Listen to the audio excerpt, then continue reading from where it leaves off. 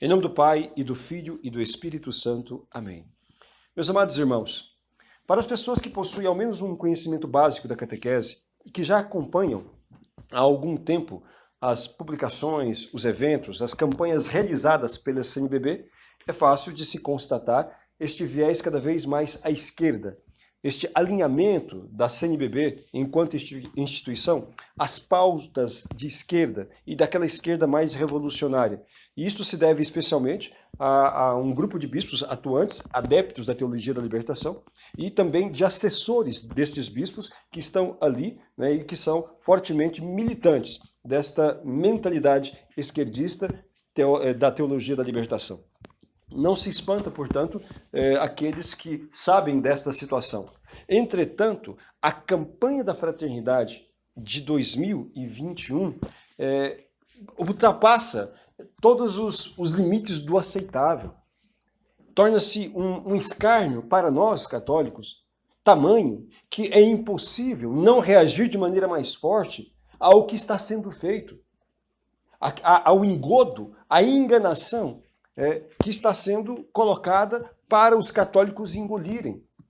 A começar, esta campanha da fraternidade que tem como tema o diálogo e a unidade na diversidade, como dizem eles. Enfim, este tema, esta campanha da fraternidade, o texto que foi composto para orientar as reflexões em todas as comunidades, em todas as paróquias, etc., foi composto por este CONIC, que tem 6 membros permanentes, e dos quais 4 são protestantes.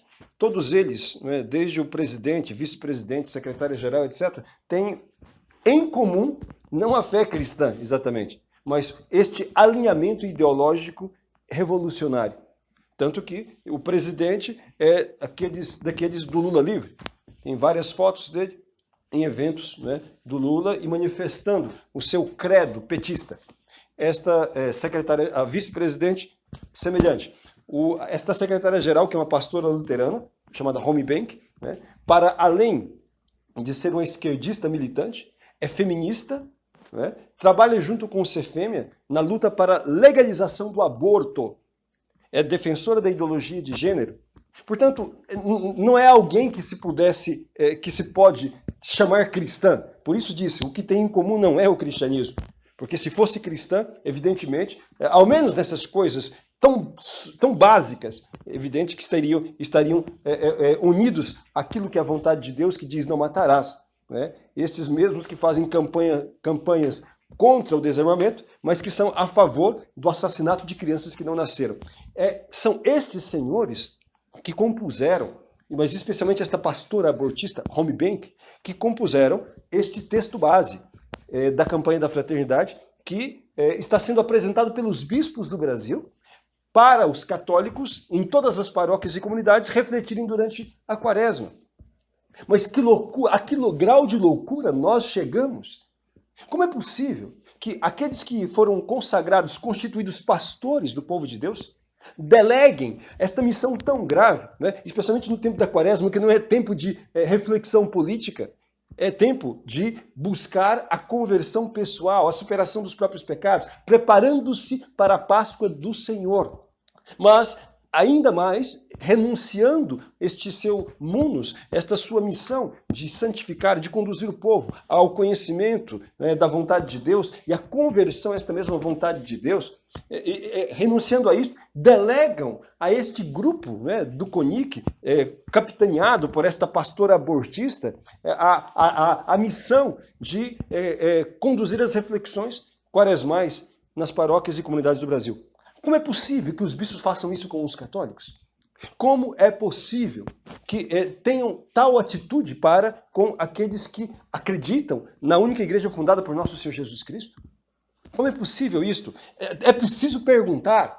Mais ainda, na introdução, para quem leu o texto base, pode ver, logo na introdução, na apresentação feita por esta pastora abortista, esta Holmbank, ela vai dizer, entre muitas outras bobagens, vai dizer algo que é bem chamativo. Ela vai dizer que, fazendo uma retrospectiva das campanhas da fraternidade, né, que começaram, das campanhas da fraternidade ecumênicas, que começaram no ano 2000, ela vai dizer que na de 2016, o sopro do Espírito Santo deu duas alegrias. Uma foi aquela encíclica Laudato Si, do Papa Francisco, cheia de muitos erros científicos, né, onde afirma muitas teses que já foram desmentidas pela ciência, e a outra alegria que seria o quê? A celebração dos 500 anos da Reforma Protestante. Esta Reforma Protestante, portanto, seria a celebração dela é um sopro do Espírito Santo, diz esta pastora abortista. Ou seja, aquilo que Lutero realizou foi obra de Deus, inspirado pelo Espírito Santo. Como é que os bispos católicos apresentam um texto desta forma para a reflexão dos fiéis? O que querem dizer com isto? O que querem sinalizar com isto? Porque se Lutero está certo, então nós estamos errados. Se a negação da transubstanciação da Eucaristia, se a negação do sacerdócio, se a negação do tesouro dos santos, né, dos méritos, se a negação do purgatório, se a negação de tantos dogmas de fé que Lutero realmente negou, se isto está correto, então nós estamos errados. O que vai sinalizar? Entretanto, está escrito isso ali.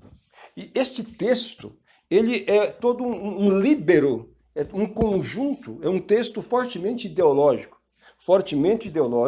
e de uma ideologia esquerdista revolucionária, bem acentuada.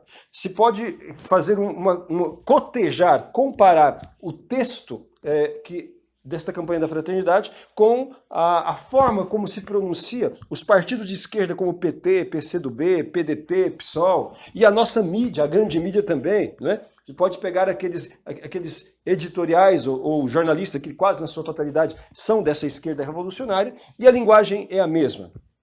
As ideias são as mesmas. As pautas são semelhantes também. E é isso que está sendo proposto para os católicos. Com muitas falsificações, com más interpretações, forçando a barra para fazer as pessoas tentando fazer as pessoas aceitarem esta diversidade como algo querido por Deus, e o combate a ideias ou até a religiões ou a heresias que sejam, portanto, que contradizem a fé que nós acreditamos, seria ato de desamor, de intolerância que não é querido por Deus. É isto que eles estão apresentando. Querem legitimar as ideias erradas das seitas, querem legitimar os comportamentos errados, sexualmente falando. Por isso, vão ali fazer a sua lauda, né? Demonstrar ali a sua, não apenas compaixão, porque isso todos nós devemos ter, mas a sua simpatia a esses movimentos LGBTQYZ, etc. E, desta forma, dizer que nós não podemos discordar, porque a violência, vão dizer estas pessoas no texto, né, não se trata apenas de mortes, agressões físicas ou bullying, etc. Não.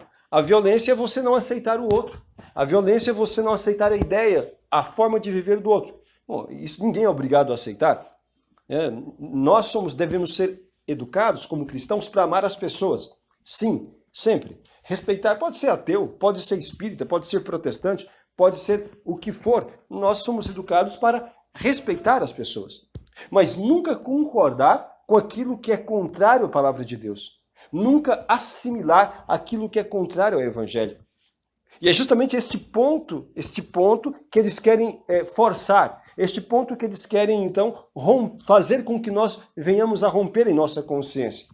Fazer com que os católicos possam romper, de não condenar práticas que são condenadas pela palavra de Deus. Sejam práticas homossexuais, seja ideologia de gênero, seja esta mentalidade de esquerda socialista marxista. Aliás, todo o documento é escrito justamente neste viés marxista da luta de classes. Embora, aí vem a contradição, embora falem de unidade na diversidade, vão sempre suscitar aquela ideia de que existe os opressores e existe os oprimidos. E daí vão colocar negros contra brancos, homens contra mulheres, indígenas contra os brancos ou aqueles que colonizaram. Vão colocar os não gays contra os gays e assim por diante. É desta forma que eles vão trabalhando o tema, entre aspas, da unidade, o tema desta mútua aceitação, denunciando aquilo que eles consideram o lado não certo, mas o oprimido, né? Afagando sempre aqueles que consideram os injustiçados e, ao mesmo tempo, que vão ali criticando não apenas isto, né? Tornando como demônios, tornando como que desamorosos, como inimigos do amor, aqueles que não concordam com o seu ponto de vista. Meus amados irmãos, este texto da campanha da fraternidade ecumênica, ele segue aquela metodologia que depois foi bem assimilada pelo marxismo, né? Ver, julgar e agir. E acrescentaram também o tal do celebrar. E vão dizer, ali, analisando a conjuntura, vão começar falando, como não poderia deixar de ser, sobre a atualidade, sobre a conjuntura atual do coronavírus. E onde já iniciam ali a sua grande expressão, entre aspas, de amor, né, para com o próximo, quando eles dizem que aqueles que resistiram ao isolamento, a palavra que eles usam é isolamento, o isolamento social, e que lutaram para que as igrejas estivessem abertas, né, aqueles que quiseram a prática religiosa, mesmo em meio à pandemia, são pessoas insensíveis, são negacionistas, são pessoas que não têm amor ao próximo. E que, ao contrário, aqueles que fecharam as igrejas, aqueles que distanciaram-se, aqueles que não quiseram atender os outros, foi expressão de amor. O que a gente, como católicos, precisa questionar é o seguinte: esta nunca foi a atitude da igreja. Nunca. Houveram pandemias muito piores, muito mais letais do que coronavírus. Seja a gripe, chamada gripe espanhola, seja a peste negra, e em outros momentos, até o H1N1, tantas outras coisas que foram mais, vamos dizer assim, sérias do que isto, e a igreja nunca fechou.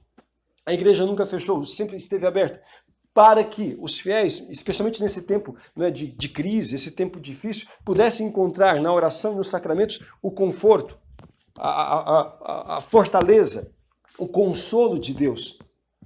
Nosso Senhor Jesus Cristo jamais se esconderia na sua casa e deixaria o seu povo à deriva, como aconteceu, aí, ao meu ver, vergonhosamente, por parte da maior parte dos pastores da igreja, bispos e padres. Isto foi algo muito triste e, ao meu ver, realmente execrável e vergonhoso.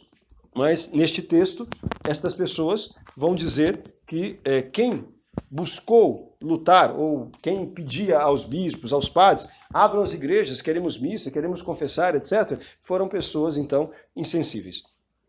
Depois, no correr do texto, analisando o texto, vão estar, assim, ausentes, né, todos aquilo que na quaresma um católico deveria fazer. Quer dizer, vão estar ausentes a necessidade da oração, da penitência, vão estar ausentes a necessidade da confissão, evidentemente, ainda mais sendo uma campanha ecumênica, evidente que eles não acreditam nessas coisas. Evidente que não acreditam nessas coisas, nos sacramentos, não acreditam na eficácia dos sacramentos e, portanto, não irão propor, ainda que o tempo seja justamente para isso. E vão saltar aos olhos, né, quando neste texto base vai se propor ali como, vamos dizer, modelo de luta pelos direitos humanos, aquela vereadora do Rio de Janeiro que foi assassinada, Marielle Franco. E como que isso é possível? Que os bispos do Brasil apresentem como modelo de defesa dos direitos humanos uma mulher que era abortista, esta Marielle Franco, que era pela ideologia de gênero. Aliás, ela vivia com outra mulher, né? Era, entre aspas, né, casada com outra mulher. Mas aqui nem é essa a questão. Defesa dos direitos humanos. Como pode abrir a boca para falar em defesa de direitos humanos aquele que nega ao ser humano mais indefeso, a criança por nascer, o direito à vida? E esta senhora fazia isso. E como é que se pode colocar num texto ali para os católicos, né? Esta mulher como, então, quase como se fosse uma mártir, né? Como uma destas grandes defensoras, o ícone de defesa dos direitos humanos? Estão brincando com a nossa cara? Estão nos chamando de idiotas? Estão brincando com a nossa fé? O que os senhores estão fazendo? Coloquem a mão na consciência, pelo amor de Deus, para além de este texto ser capitaneado, dirigido por uma pastora abortista, coloca uma outra abortista como se fosse, então, modelo de defesa dos direitos humanos. Mas estão brincando conosco? Pelo amor de Deus, o que estão fazendo? Depois ainda, no decorrer de todo o texto, são mensagens, aliás, não mensagens, dados falsificados. Falsificados como aquele que, no número 68, que foi o ponto em que as pessoas mais se escandalizaram, mas a coisa é muito pior do que aquilo, onde fala da perseguição às comunidades LGBTQI, Z, etc. Enfim, e ali eles usam um dado do Grupo Gay da Bahia, que diz que no ano de 2018, ou 17, não me engano, 2018, 400 e poucos homossexuais foram assassinados no Brasil por motivos homofóbicos. E esta matéria já foi desmentida, esta afirmação já foi desmentida, foi algo super faturado, vamos assim dizer, né? Quando se foi analisar os 420 casos, né, foram pouquíssimos cuja motivação poderia ser homofóbica. E não dizem também que boa parte daqueles que também chegaram a cometer esse crime de assassinato contra homossexuais, contra alguns travestis, foram outros homossexuais e outros travestis também. Enfim, aliás, se alguém está relacionando-se com um homossexual, ele também é homossexual, evidentemente, não é? Então, isso não se diz, isso não se fala. E usam um texto, um dado falso e colocam ali para poder, vamos dizer, impactar as pessoas. Mas não é só isso. Quando vamos falar sobre a violência contra as mulheres, que deve ser combatida, evidentemente, mas não apenas contra as mulheres, contra os homens, contra os jovens, contra qualquer pessoa. E colocam ali, não é, que no ano de 2017, que foi infelizmente um recorde triste, tivemos mais de 65 mil assassinatos no Brasil, 4 mil e poucas mulheres foram assassinadas. E eles falam apenas no número de mulheres, mas não falam o total dos assassinatos, e nem que, na verdade, daqueles 65 mil, mais de 90% foram homens que morreram. Quer dizer, então, se coloca a situação de forma como se houvesse apenas um grupo que fosse vítima, né? Quando falam dos negros, por exemplo, né? Como se apenas negros fossem vítimas da sociedade, vítimas de preconceito, vítimas de perseguição. Há negros, há brancos, há índios, há pessoas humanas. Esta técnica de ficar colocando um contra outro, aqui vem justamente esta mentalidade da luta de classes, da qual falávamos há pouco. É preciso combater isto, irmãos. É preciso combater esse tipo de coisa. Nós não podemos ficar escravos desse tipo de doutrinação. É preciso colocar um basta nesta coisa toda. Depois, mais ainda, se percorre o texto, né, e vão ali falsificando a interpretação da palavra de Deus. Esta pastora abortista, junto com a sua equipe, tenta fazer crer que desde o início ali das comunidades cristãs haviam diferentes confissões de fé, e que São Paulo, né, ele pregava esse como que irenismo, essa paz acima de tudo, sem se importar para aquilo que as pessoas acreditavam ou deixavam de acreditar. O importante é que tivesse aquele referencial em Jesus, sem que isto fosse ali concretizado em doutrinas exatas. E isto não é verdadeiro. Eles usam trechos de São Paulo como este, né? Não há judeu nem grego, não há homem e mulher, mas todos são um só em Cristo. Vão dizer isto. Mas eles se esquecem que é o mesmo São Paulo que vai dizer o seguinte: ainda que desça um anjo do céu, se anunciar um evangelho diferente deste que vos anuncio, que ele seja excomungado. Anátema, excomungado. É o mesmo São Paulo, né, que vai denunciar os anticristos. Também São João vai fazer isto, que são aqueles que anunciam um evangelho diferente. Justamente, existe uma fé que é o grande tesouro que Deus nos deixou para que nós pudéssemos nos orientar e viver em comunhão com Ele. A negação desta fé é justamente a negação da própria vida eterna. É o maior crime que uma pessoa poderia fazer, especialmente na mentalidade dos antigos e medievais e daqueles que têm a fé. E isto São Paulo teve muito zelo em combater. É por isso que ele vai dizer que aquelas entidades invocadas, né, nas religiões pagãs, os deuses pagãos são demônios. É isso que São Paulo vai falar. Que entra em total contradição com esta tentativa de falsificar a palavra de Deus que esse pessoal tem feito. Então, meus amados irmãos, é falsificação do início ao fim. E se eles falavam de campanha ecumênica, né? Então, se pelo menos se atessem a um tema social de relevância para todos, e onde a doutrina católica é bem clara e explícita, como por exemplo, vamos todos nos unir para combater a ideologia de gênero. Por que não fazem isso? Em um tempo que não fosse da Quaresma, evidentemente. E se quisessem realmente uma representatividade dos protestantes, dos evangélicos que sejam, então por que não buscam as igrejas que realmente são a maioria?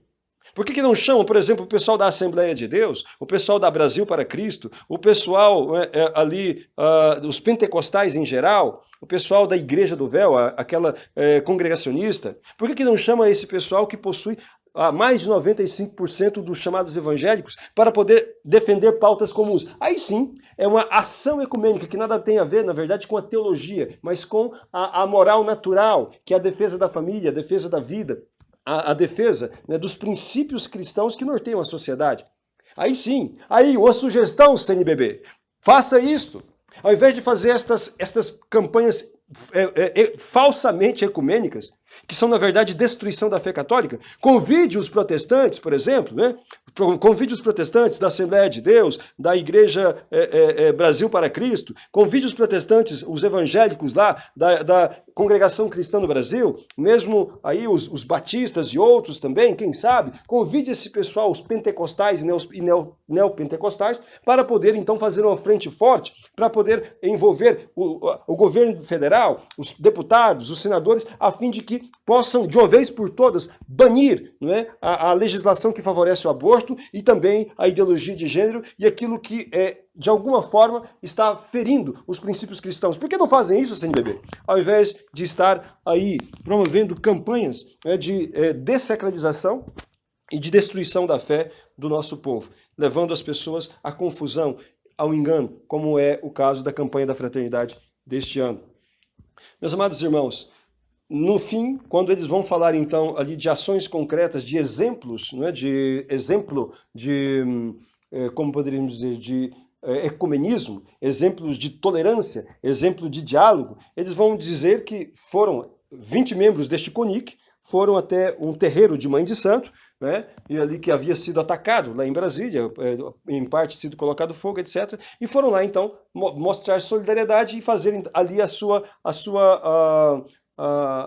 o seu gesto de unidade. E ali, ao som dos tambores e dos rituais, plantaram a árvore. E depois ali sempre estão celebrando e comemorando o aniversário daquela árvore. Então, como é possível que os bispos do Brasil apresentem aos católicos como exemplo concreto ali a visita e a celebração num terreiro de candomblé, de umbanda, ou de pai ou mãe de santo, seja o que for?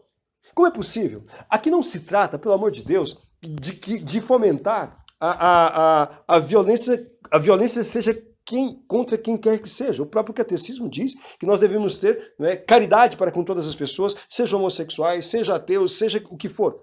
E isto sim. Tanto que, veja, as instituições de caridade da Igreja Católica, uma Santa Casa de Misericórdia, uma creche, um asilo, um abrigo para idosos, que são cuidados pela Igreja, Sociedade São Vicente de Paulo e assim por diante, ninguém pergunta se quem vai ser atendido é católico, se é espírito, se é isso, aquilo. Não se pergunta isso. Se é o ser humano, se atende simplesmente. Mas quando se trata de defesa dos princípios da fé, nós não podemos negar as nossas raízes nem a verdade que nos foi transmitida durante esses 2000 anos. Nós precisamos nos manter naquilo que Deus nos transmitiu através da igreja.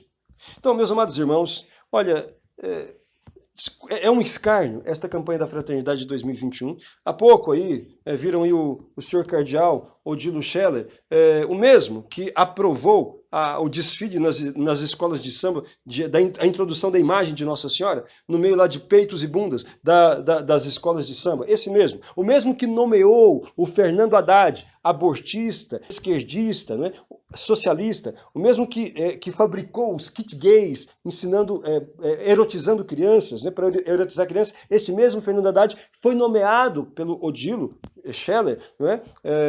Para conselheiro na Universidade Católica de São Paulo. Este mesmo senhor estava há pouco defendendo a CNBB, dizendo que não estão compreendendo bem, estão fazendo polêmica em torno da campanha, tem algumas coisas que a gente pode até discordar, mas afinal, isto é um dom de Deus e etc. Mas parece que esse pessoal perdeu completamente a noção da realidade. Antes eles podiam falar o que queriam, porque não havia como os fiéis se manifestarem, mas com o advento das redes sociais, as pessoas podem, em tempo real, ter acesso às informações e saber que isto é um escárnio. Pelo amor de Deus, querem enganar a quem? Antes seria mais humilde, né? Mais verdadeiro, se dissessem, olha, nós erramos, nós não vamos mais fazer isto. Como, por exemplo, o único até agora, até o momento, espero que hajam outros, né? O bispo de Formosa, Dom Adair, né? Que disse, esqueçam esta campanha da fraternidade. Ele falou de maneira, vamos dizer assim, mais caridosa, de maneira mais velada, mas disse, esqueçam essa campanha da fraternidade. Esse pessoal da teologia da libertação, né, que vai remando contra a igreja, enfim, isso não vai prevalecer, como nunca prevaleceu. Vai chegar um momento em que a igreja vai ser purificada. Mas a questão é, quantas almas vão se perder até que esta purificação se dê? É dever nosso agora, lutar pela nossa fé. Sabe? E isto, muito longe de ser, como quis sugerir o bispo, o cardeal Dom Odilo, muito longe de ser desobediência ou de ser ato de rebeldia, é um ato de amor à verdade. Ato de amor à verdade, ato de amor à nossa igreja, ato de amor à palavra de Deus, amor ao próximo que tem como maior, que deve ter como o maior dom da sua vida a graça de Deus que é transmitida pela igreja que Cristo mesmo fundou. É isto, portanto, qualquer coisa que venha enganar, deturpar a verdadeira fé, precisa ser denunciado sim, precisa ser rejeitado sim. E os católicos no Brasil todo, olha, não contribuam nessa coleta que haverá em Domingo de Ramos, 28 de março. Não contribuam. Não ajudem à demolição da igreja. Não financiem estes organismos que estão na contramão daquilo que a igreja sempre ensinou. Procurem, por favor, sair deste tipo de cumplicidade. E aos padres que têm fé católica, aos bispos que têm fé católica, que conservam esta graça tão grande, não deixem entrar em suas paróquias esta abominável campanha da fraternidade. Não deixem entrar, se por uma questão de sobrevivência, se por uma questão, enfim, de momento, não acham conveniente se pronunciarem, o que creio que todos deveriam fazer, mas se por alguma razão não é justificável não se pronunciem, ao menos não deixem que os seus fiéis se contaminem com toda essa porcariada, comprando gato por lebre, recebendo todas estas reflexões como se fossem da igreja, como se fossem da católica, e não é. E por fim, irmãos, queria dizer uma coisa. Aqueles que lerem o texto irão perceber isto. Irão perceber isto, que aquelas pautas que são ali abordadas, essas pautas vão falar contra o desarmamento, como se a igreja fosse favorável ao desarmamento. A igreja não é favorável ao desarmamento. A igreja, ela diz que é lícito as pessoas terem armas para sua legítima defesa, aqueles que quiserem. Isto é lícito, a defender a si, defender as pessoas que você ama. Tá? Ninguém é obrigado, mas se a pessoa deseja, é lícito, não é imoral, não é errado. E muitas vezes é um dever até daqueles que são responsáveis, né, pela sua família, como é o caso dos pais de família, ou aqueles que são responsáveis, enfim, por pessoas, de defendê-las. Às vezes usando a força, se aqueles que estão agredindo fazem isto também.